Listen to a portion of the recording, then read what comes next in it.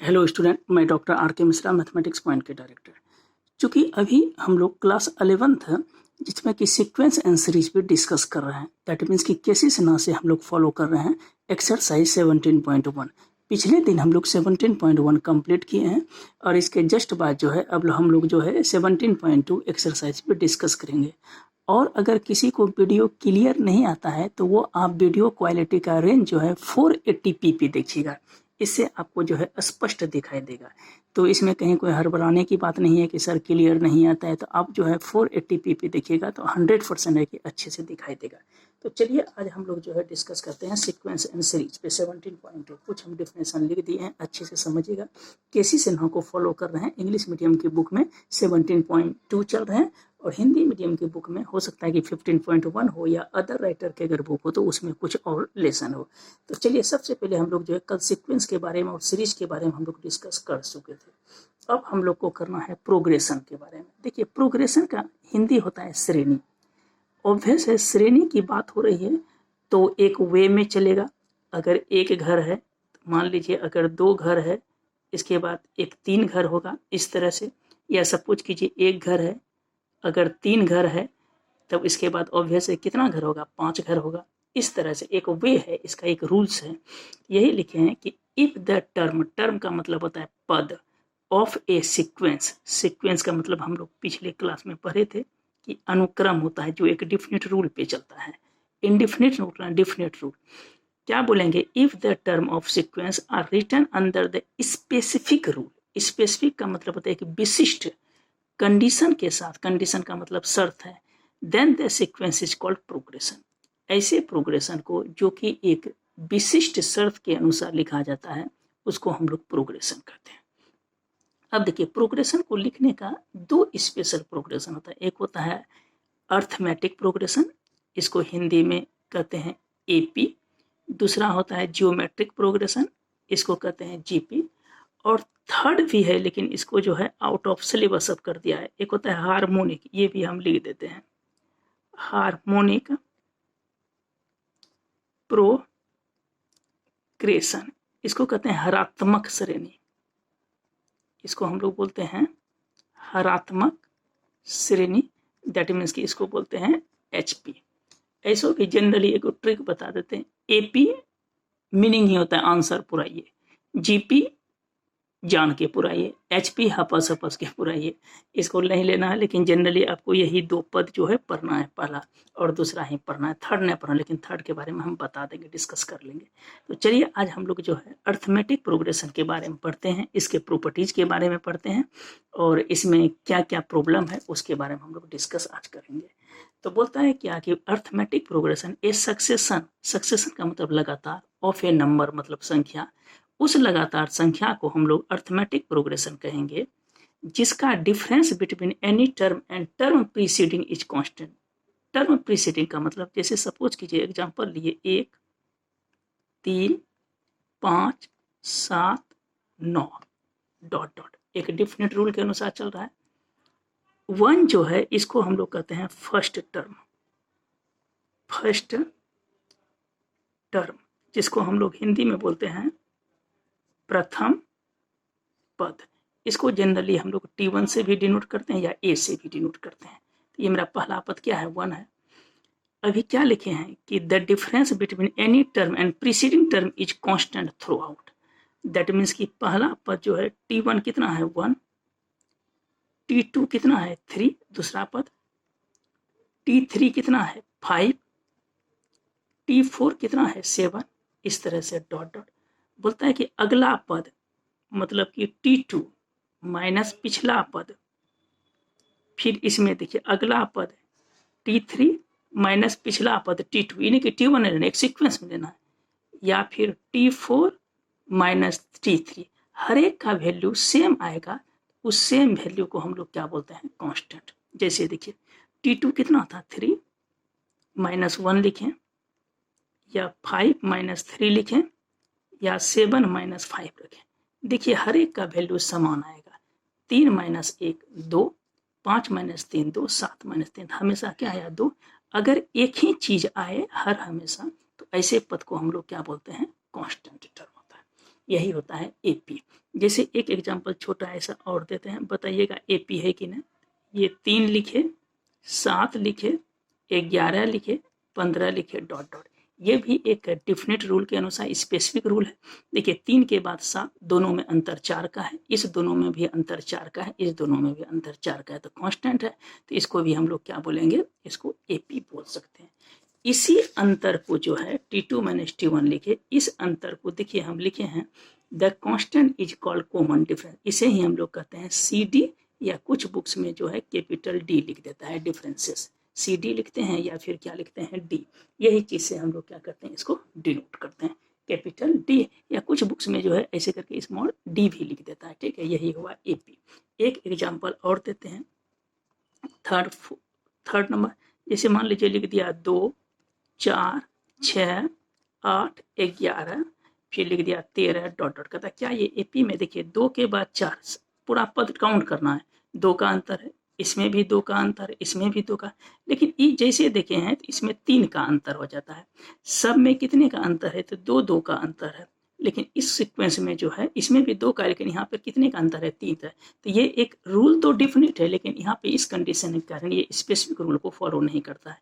इसलिए हम क्या लिखेंगे, नोट आर इन एपी, ये एपी में नहीं है।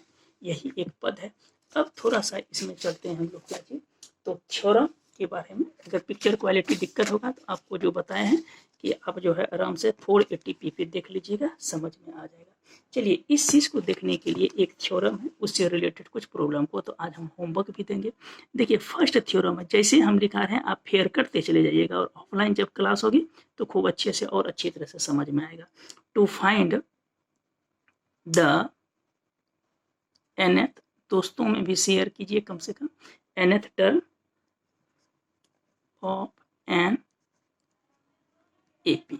और जो डाउट है वो फ़ोन करके ज़रूर पूछिए। फ़ोन नंबर जो है शुरू में ही दिया हुआ है, या फिर इस नंबर पे आपका, मेरा इस नंबर पे व्हाट्सअप चलता है, इस पे आप कॉल भी कर सकते हैं। तो दोनों पे अगर डाउट है तो ठीक है। To find the nth term are in AP, तो दैट मीन्स कि इसको मान लेते हैं थ्योरम। थ्योरम का इंग्लिश रूप है, हिंदी रूप होता है प्रमेय। देखिए याद रखिएगा कि अगर एपी की बात है, जीपी के बारे में बाद में डिस्कस करेंगे, और एचपी के बारे में ये जो लिखाए थे। देखिए अब यहाँ पे हम लोग लिखाए थे 3 चीज होता है, एपी, जीपी, एचपी, इस दोनों के बारे में बाद में डिस्कस करेंगे। देखिए सबसे पहले बात होता है एपी। ब्रेन में एक सेट कर लीजिए कि एपी होने के लिए पहला पद तो ए होगा, और इसमें कॉमन डिफरेंस सी डी होना चाहिए, मतलब कि डी होना चाहिए। ये 2 पद का होना अति आवश्यक है।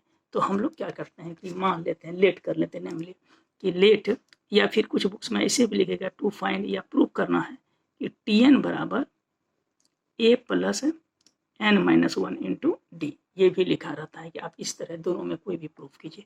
तो इस चीज़ को प्रूफ करने के लिए हम लोग सबसे पहले क्या करते हैं, चूंकि ए मेरा पहला पद है तो ए मान लेते हैं, ए बी द कौन सा पद है, तो फर्स्ट टर्म है।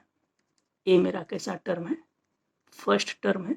और इसके बाद जो है डी को मान लेते हैं, हम बोले थे कि डी मेरा क्या है, तो common difference, D be the, इसको कहते हैं सार्वंतर, कॉमन लिख दिए हैं Hindi, common difference, common difference लिख दिए।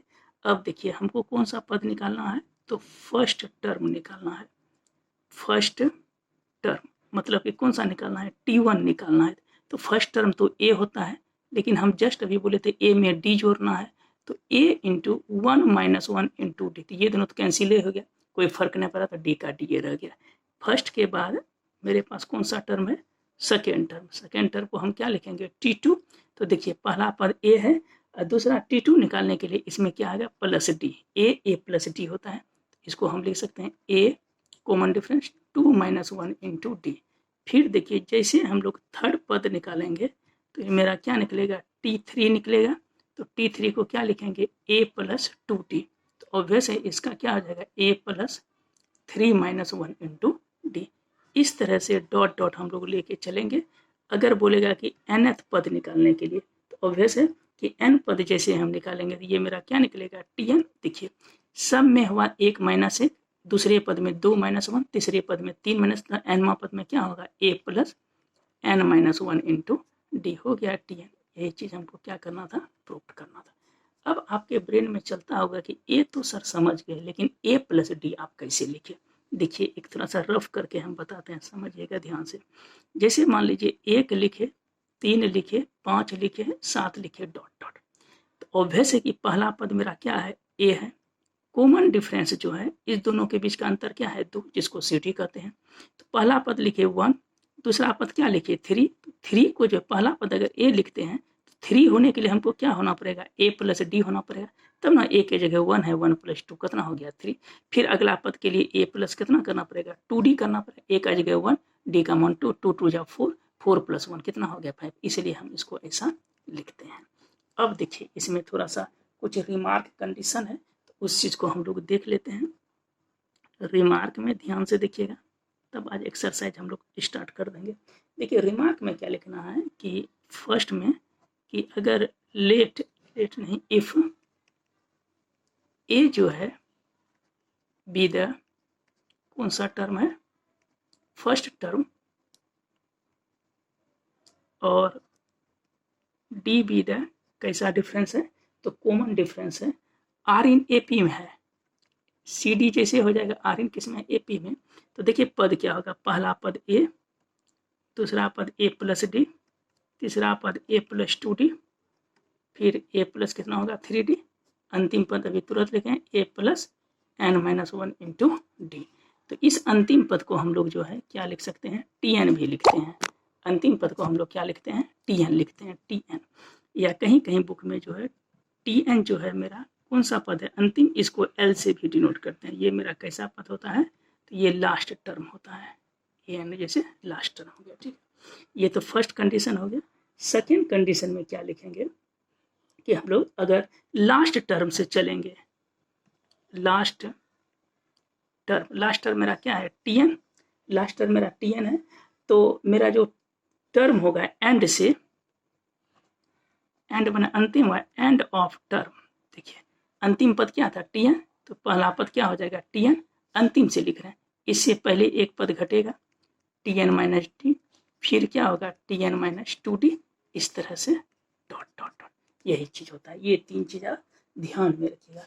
अब हम लोग जो है एक्सरसाइज प्रॉब्लम्स को करते हैं। देखिएगा 17.1 एक्सरसाइज 17.1 टोटल एपी बेस है, तो आप बनाइएगा। टाइप 1 से हम लोग स्टार्ट करते हैं, जहाँ तक होगा।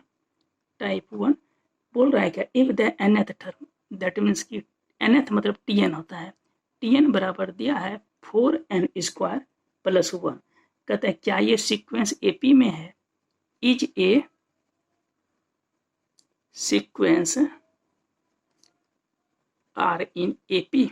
याद रखिएगा ध्यान से, जब भी n बिलोंग करेगा वो नेचुरल नंबर में, हम शुरू से ही बोलते हैं, यहाँ पे जो n चाहिए था 1 2 3 से tn दिया है, तो n का मान कुछ पद जानने के लिए, चूंकि एपी होने के लिए कॉमन डिफरेंस सेम होना चाहिए, तो n का मान कुछ लिख लीजिए, 1 2 3 4 से लेके डॉट डॉट। तो सबसे पहले n का मान 1 दीजिए, तो क्या हो जाएगा t1 कितना हो जाएगा 4 × 1 का स्क्वायर + 1, तो 4 + 1 कितना हो जाएगा 5।